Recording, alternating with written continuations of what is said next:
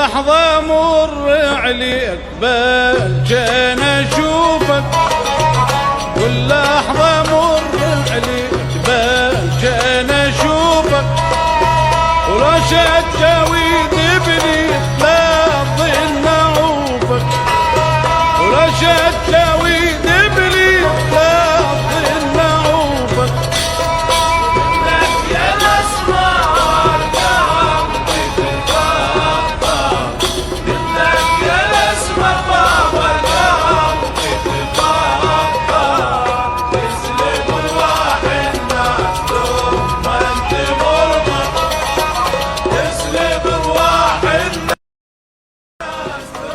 كثر الحديث عن التي أهواها، ما اسمها، ما لونها، إنها مدينة الحبيبة، مدينة الثورة، مدينة الصدر.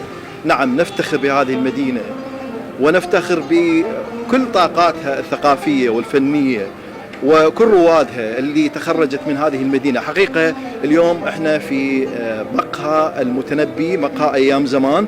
فعلا هذا المقهى راح نشوف تاريخه وش وقت تأسس. عندما تشوف هيك مقهى فعلا تحس بانه هذه المدينة تستحق هذا الاسم وتستحق يعني ان تلتقي القامات الثقافية والتربوية والفنية والرياضية كلها هنا. راح تشوف الرواد اللي ارتادوا هذه المقهى وتفاصيل اخرى راح نخوض بها عندما نلتقي بصاحب المقهى الاخ هيثم ابو مصطفى. اذا خليكم ويانا وان شاء الله تستمتعون بهذا التقرير. اذا احبتي اعزائي المشاهدين خلينا ندخل ونشوف التفاصيل داخل هذه المقهى. خليكم ويانا. السلام عليكم.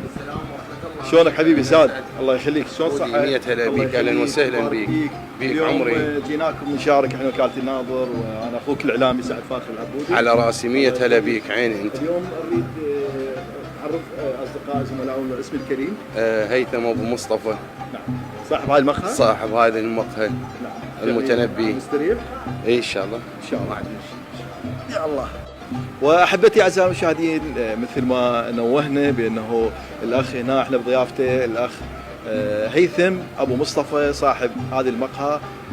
ابو مصطفى اريدك تسولف لي تفاصيل المقهى وتاريخها والاحداث اللي مرت بيها وروادها. هسه اوقف لنا اول مره شو الشربون. هاي المدينه طبعا اول مره شو الشربون. نضيفكم بيمن قهوه شقره، قهوه مره، قهوه وسط، حامض، شاي، حليب، نسكافيه، كابتشينو. شنو تحبون الشربونه؟ الله يخليك والنعم. كلها موجوده؟ كلها موجوده. قهوه مره مو مصورنا احمد ساده. قهوه ساده. حسون قهوه ساده 2 خالو. والنعم من ضيافتكم. انا على راسي. سعد براسك. اليوم ابو مصطفى اريدك تسولف لي يعني اهم التاريخ، يعني المقهى شو وقت تاسست. وطبعا هو مقهى المدينه تستحق هيك مقهى. احنا معروف بانه المقهى معروف بالمدينه نرجيله وبالشارع وانتهى. بالشارع صحيح. لكن اللي لقيته هنا حقيقه اكو صور تاريخيه، اكو ادبيه، اكو شعريه، فنيه، انتيكات موجوده، كل هاي التفاصيل. شنو اللي خلاك يعني الفكره حبك لهذا اني اول شيء اضيف قناتكم الكريمه العزيزه. اول شيء انا اول ما بديت بهاي الشغلات انا كان والدي سايق مصلحه ذاك الوقت، يعني قبل ما نصير احنا. ايه كان يشتغل بالميدان، يشتغل عده الساعات السويسريه والهاي واغراض العده اللي تعلقت بها بالبيت. انا من الانتيكات تعلقت بها بالبيت. ومن فتحت مقهى، قبل ما افتح هاي فتحت الفوق ليالي المدينه عندي، سويتها تحفيات بها وصور وشغلات. وهاي النوب استغليت اول ما اشتريت هذا المحل. سويته كان محل صغير هذا. اي سنه؟ اي قبل 5 سنوات، بس قبل هاي كانت عنده فوق يعني بال 2010. نعم. بس ببراهن واشتريت هذا المحل وبعدين خذت هذين المحلات طبقتهن وياه. اذا بدايته كانت 2010. 2010. نعم. الموجود يعني بهاي التحفيات اجيب صوره حلوه مثل ممثل شغلات. هاي مرات اخذ صور اجمعها من هناك واجي اسويها هنا. اجيب وياي اروح من الباب الشرجي يم حديقه الام هاي مال المحلات مال الصور، اجيب الاطار واشتري الصوره من هناك. يا صوره تعجبني اجيبها جمعتهن.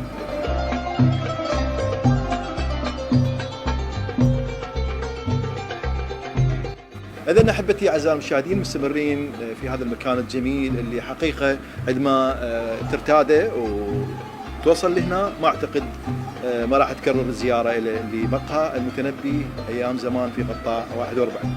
وإحنا جاي نلتقي بأحد رواد هذا المقهى اللي هو الحاج أبو يونس. حجينا يعني أنت ذكرت قلت يعني تاريخ قديم أنت من روادها. شو تحس بأنه المدينة مو مظلومة من جانب هذا الجانب الثقافي بأنه تكون هيجي مقهى؟ احنا معروف بأنه تعرف بأنه عرفت المدينة بالصورة المو حلوة بأن نرجيلة بكل مكان، شارع القهاوي اللي بيها كل الأشياء اللي مو حلوة اللي جاي يصير بيها. هي بالنسبة لهاي النارجيلة أذت العالم صراحة. صحيح؟ بشكل واقع يعني. نعم. ولذلك شوف لو ما شوية المنطقة لأهل المنطقة هنا كان هم من مسمحت صراحة. يقول بس الكبار أنزل الكبار كان دائما هنا موجودين.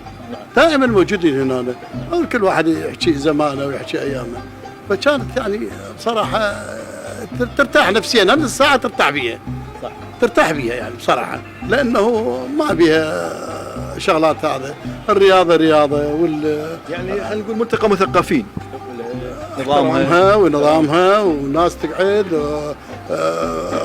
كبار عشائر وناس شيوخ يعني معروفين بالدولة، معروفين بالعسكرية، الأوساط كل الأوساط كل المواد. إذن أحبتي أعزائي المشاهدين أتمنى لكم أوقات سعيدة راح تقضوها في هذا المقهى الجميل اللي حقيقة يعني الأجواء عندما تدخل هذا المقهى أجواء ساحرة، وتحس بأنه أنت فعلا في مناطق بغداد القديمة وتعيش أيام زمان. وأيضا عندما راح نتجول ونشوف الصور أكيد راح نعيش أكثر مع كل صورة والحدث، سواء كان فنية سواء كانت سياسية أو غيرها. إذن خليكم ويانا ولقطات المبدع يقتص لنا إياها القناص المبدع المصور أحمد. خليكم ويانا.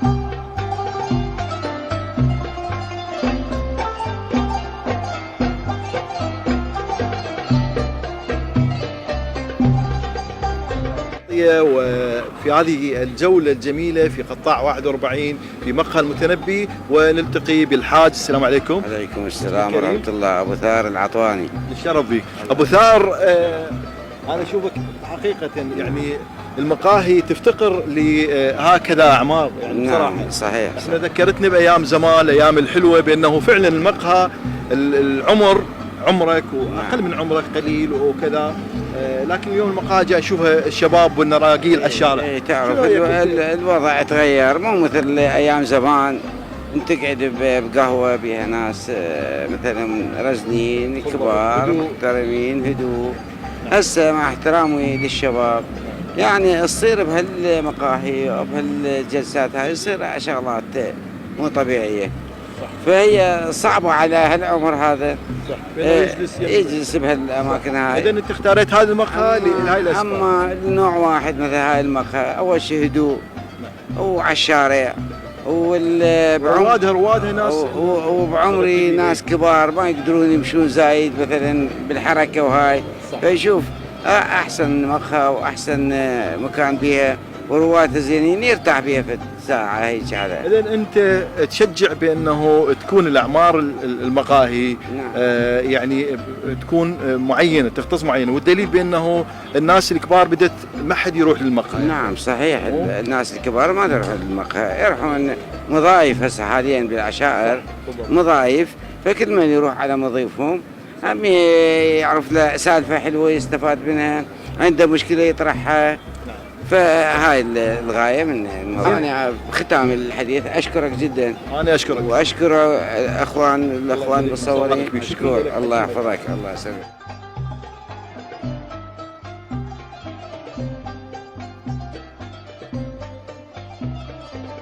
إذن أحبتي مستمرين على التغطية ونلتقي بالأخ الاسم جاسم الشربي. طبعا جاسم أحد أصدقاء أيام زمان، زميل العمل سابقا والتقيت فيه صدفه لقيته هو ايضا جيران واحد رواد المقهى. جاسم بدك تسولف لي على المقهى، شنو رايك بيها فكرتها؟ والله الفكره كلش لطيفه من الاخ هيثم، تعيد ايام زمان زين، وهي على اسمها ايام زمان. تدخل إلها تحس بنفسك أنت عشت 20 سنة أو 30 سنة اللي ورا. وفي شارع مثلا. وسبحان الله يعني أنت سمن تشرب لك شاي، تشرب لك نرجيلة، تشرب لك حامض، أي شيء زين تقعد يعني تحس بنفسك أنت هسه بغير مكان، مو بالمدينة بالأخص زين، على شارع عام على هذه، ونحمد الله ونشكره شوية واحد يغير جو. زين جاسم اهم يعني الشخصيات هنا اللي تزورها الرياضيه ثقافيه شو يكتب روادها يعني؟ والله قاعد يجون يعني سبحان الله يوميا، يعني عندنا رياضيين يجون هنا يقعدون زين، امس يصير عندهم سوالف وهذه ويقعدون اسمه مزاح بيناتهم زين، لاخر من الليل يرحون. اتمنى ان شاء الله ان نلتقي على الحب والمحبه ان شاء الله، والتقيكم في تقرير اخر، واستودعكم الله والسلام عليكم ورحمه الله وبركاته، في امان الله. لطف